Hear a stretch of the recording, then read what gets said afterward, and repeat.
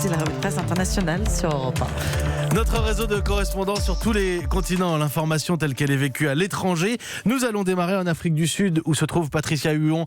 Bonjour Patricia. Bonjour Mathieu. De quoi est-ce qu'on parle chez vous ? Ce dont on parle en Afrique du Sud, c'est des propos qui ont été tenus par Frédéric de Klerk, le dernier président du régime d'apartheid, qui a partagé un prix Nobel de la paix avec Nelson Mandela en 1993. Dans une interview à la télévision nationale SABC, il a déclaré que, à sa connaissance, l'apartheid n'était pas un crime contre l'humanité.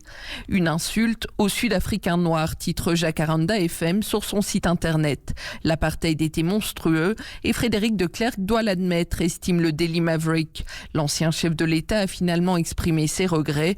Trop peu, trop tard, dit The Citizen. Ces mots ont renforcé la perception que les Blancs sud-africains n'ont jamais été obligés d'affronter les crimes du passé, voire les ont minimisés. Merci Patricia Huon en Afrique du Sud. Johanna Chabas est à Londres. Bonjour Johanna. Bonjour Mathieu. Qu'est-ce qui fait la une au Royaume-Uni ? Eh bien, c'est le plan du gouvernement britannique pour mettre fin à la main-d'œuvre étrangère bon marché. Une promesse après le Brexit, selon The Guardian. Pour venir travailler au Royaume-Uni, il faudra répondre à certains impératifs.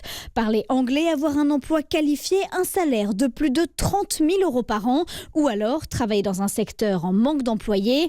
Un système à points qui bloquerait l'arrivée de 140 000 Européens chaque année, selon The Independent. Alors évidemment, il y a des critiques, comme celle des agriculteurs qui ont besoin de cette main-d'œuvre bon marché, précise The Times. À la radio LBC, la ministre de l'Intérieur, Priti Patel, a dû admettre que ses propres parents, venus au Royaume-Uni de l'Ouganda, n'auraient pas pu rentrer avec tous ces critères.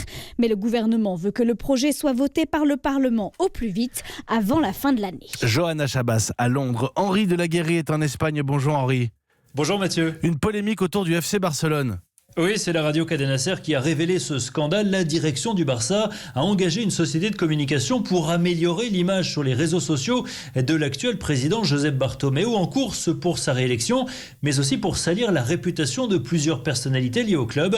Dans le viseur de cette agence, des candidats à la présidence du Barça, des anciens comme Xavi ou Puyol, mais aussi des joueurs en exercice, Messi et Piqué, tous sont proches des concurrents de Bartomeu. L'Avant-Guardia explique que de faux comptes Twitter ont été créés pour attaquer notamment le sextuple Ballon d'Or et son épouse.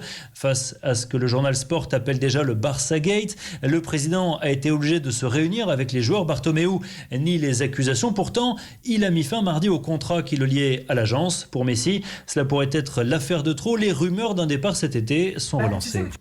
Merci beaucoup. Nous étions à Barcelone avec vous, Henri de la Guérie. L'Espagne, le Royaume-Uni, l'Afrique du Sud. C'est la revue de presse internationale tous les matins.